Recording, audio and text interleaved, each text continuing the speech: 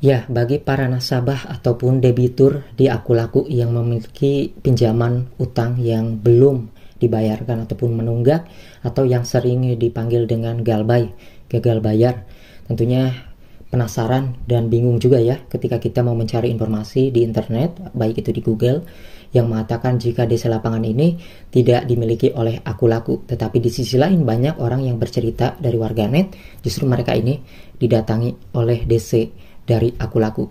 Nah, lalu sebenarnya apakah Akulaku ini memiliki DC lapangan atau tidak? Jadi ada sebuah kasus, jadi si orang ini tuh mengira Akulaku ini sekarang sudah tidak terdaftar lagi di OJK. Dia itu mendapatkan sumber dari berita ya, yang mengatakan jika Akulaku tidak lagi resmi terdaftar di OJK yang dianggap adalah ilegal, sehingga dia membiarkan ketika ada panggilan ataupun via WhatsApp ya, itu tidak direspon. Ada surat peringatan tidak direspon.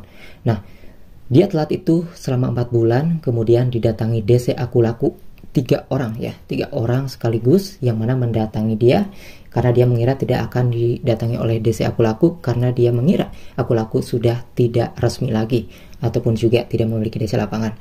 Tetapi ternyata dia itu kemakan hoax ya, padahal sebenarnya Akulaku ini adalah masih aplikasi resmi OJK dan juga terdaftar di OJK. Tentunya tidak memiliki DC lapangan, tetapi menurunkan DC dari pusat.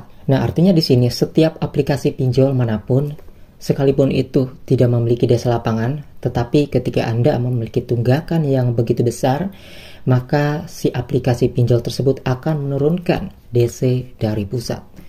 Yang dimaksud dengan DC lapangan dan DC pusat ini adalah mereka DC-nya ini ada di kantor pusat, sedangkan yang di lapangan itu yang berada di kantor-kantor yang berada di wilayah Jabodetabek, contohnya seperti itu.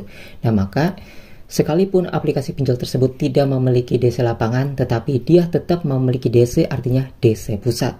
Maka dari itu, dia bisa saja menurunkan DC dari pusat untuk menagih pinjaman dari orang yang gagal bayar tersebut. Nah, jadi ini kabar ini bisa menepis bahwa Akulaku itu tidak memiliki DC lapangan, yang memang benar, tetapi dia memiliki DC yang benar-benar diturunkan dari pusat untuk menagih pembayaran yang menunggak.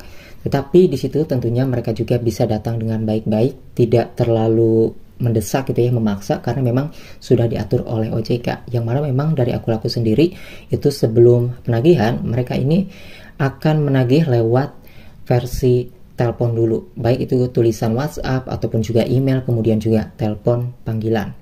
Jika itu tidak direspon, maka mereka akan mengirimkan surat peringatan.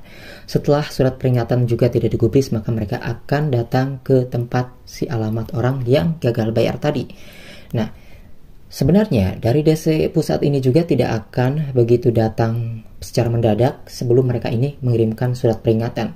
Jadi selama mereka belum menerima surat peringatan si galbay ini, maka DC lapangan tidak akan datang ke tempat yang galbay, guys. Maka dari itu perhatikan juga dari step by stepnya, apakah mereka sudah menelpon, apakah mereka sudah mengirimkan surat peringatan atau belum.